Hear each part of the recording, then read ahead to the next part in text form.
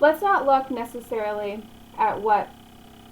the goals of education must be under Peter's definition, but let's think instead about the different goals of education that we've learned about so far and what this would mean for developing a definition of an educated person. So we've learned so far that one aim of education might be that of getting a job or being successful. The authors Illich, Gatto, and Biesta have talked about this, that we go to school and we get educated so that we have the qualifications to get a job so that we can be successful in life, earn money, be financially stable, be happy, things like that.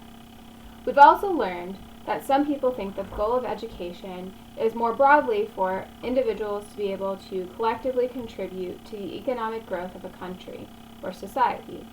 Nussbaum brings this up in her reading Not for Profit, this idea that we are focusing on STEM education because we are really prioritizing being competitive in the global market in an economic sense.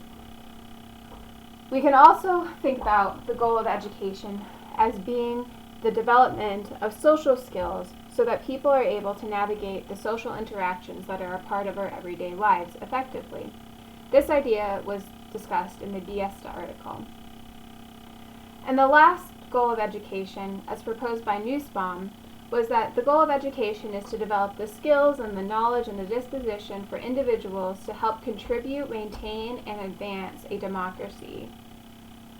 So, given these four different goals, very different goals of education, what do these suggest about what makes an educated person?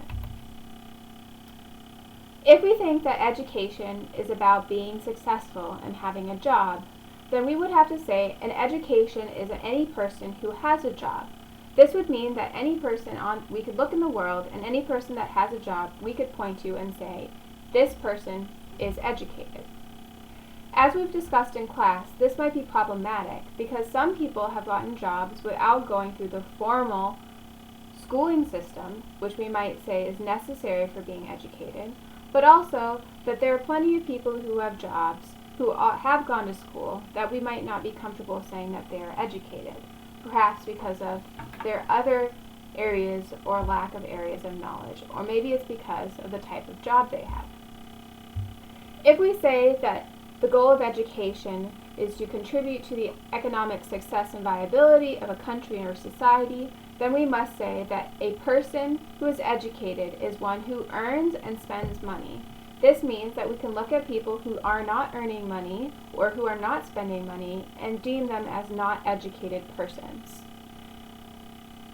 We could probably find many examples where this would be problematic, where we would just say, well, because somebody's not earning money doesn't mean that they're not educated. We can think of people who are stay-at-home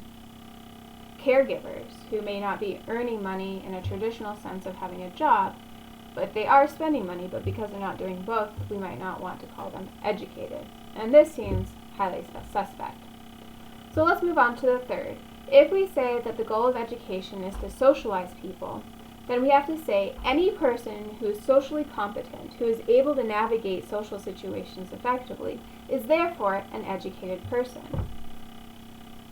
This would mean that we would have to say that somebody who is socially savvy but knows nothing about math or history or English, maybe not even know how to read, is still a person that we would want to say is an educated person. And maybe we're comfortable with that, but maybe we're not. And lastly, if we take Nussbaum's idea that an educated person is a person who can contribute and advance democracy,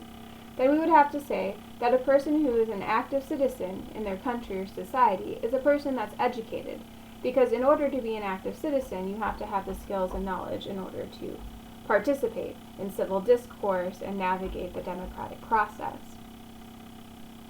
We might know people in our lives that are not active citizens, but who have other skills or knowledges that we might want to say make them an educated person. In this sense, we might say that this is not the perfect definition, because somebody might